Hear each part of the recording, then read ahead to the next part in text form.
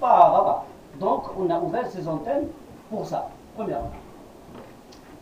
Donc, l'antenne ou la délégation du bureau X ou Y à travers le Maroc, elle est censée d'abord d'accepter les documents que vous allez fournir et l'envoyer au central pour le traitement.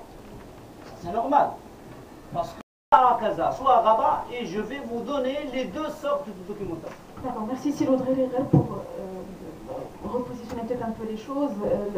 On part tous du constat qu'il y a un malaise au niveau du droit d'auteur au Maroc. Donc l'idée aujourd'hui n'est pas d'incriminer les uns ou les autres, mais de vraiment faire l'état des lieux pour trouver des solutions, pour essayer d'avancer. C'est pour ça que les protagonistes qui sont là, on va discuter de ça, essayer de se situer, parce que quand on se situe un petit peu au niveau international, on voit que le fonctionnement du BMDA. Mais est-ce qu'ailleurs, les auteurs ont si besoin que ça d'être formés? Pourquoi est-ce qu'ici, on aurait besoin d'être formé pour se protéger? Est-ce qu'un musicien ailleurs est plus formé qu'ici?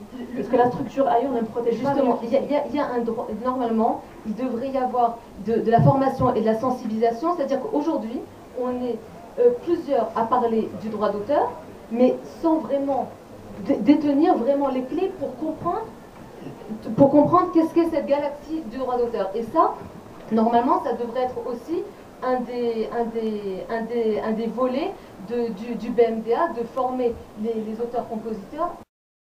Je vais dire n'importe quoi. Oui, bien sûr. On a écrit à toutes les associations, soit au niveau dramatique, au niveau musical. Et au niveau littéraire. Une association comme Boulevard, par exemple. Est-ce qu'elle fait le Boulevard des jeunes musiciens, vous connaissez? Oui, est-ce que cette organisation a droit de proposer, par exemple, des gens?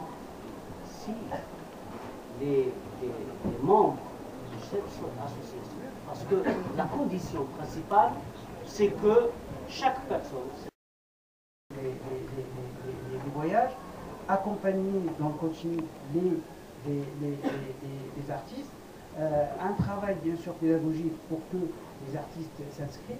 Moi, j'ai animé un petit atelier il n'y a pas très longtemps en Nouvelle-Calédonie. C'est une petite île avec 200 000 habitants. Ils sont 500 artistes.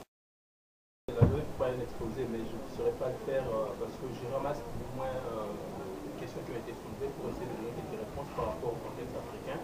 En fait, la question de la propriété intellectuelle doit être traitée dans une approche globale. Et l'OMP a accepté cette option-là. Et ça bloque la machine. Même les chaînes publiques ne refusent.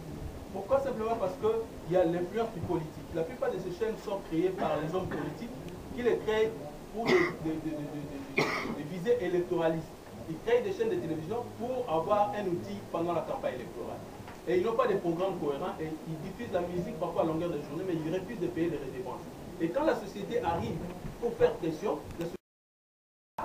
avant de verser l'argent. Est-ce que c'est pas plus logique d'avoir ça? Je pense que le problème avec les radios privées, c'est aussi ça, parce qu'ils ont exigé qu'ils veulent avoir une situation claire, savoir quels sont les artistes qui sont inscrits au BMDA avant de pouvoir donner de l'argent, ce qui est tout à fait légitime, peut-être.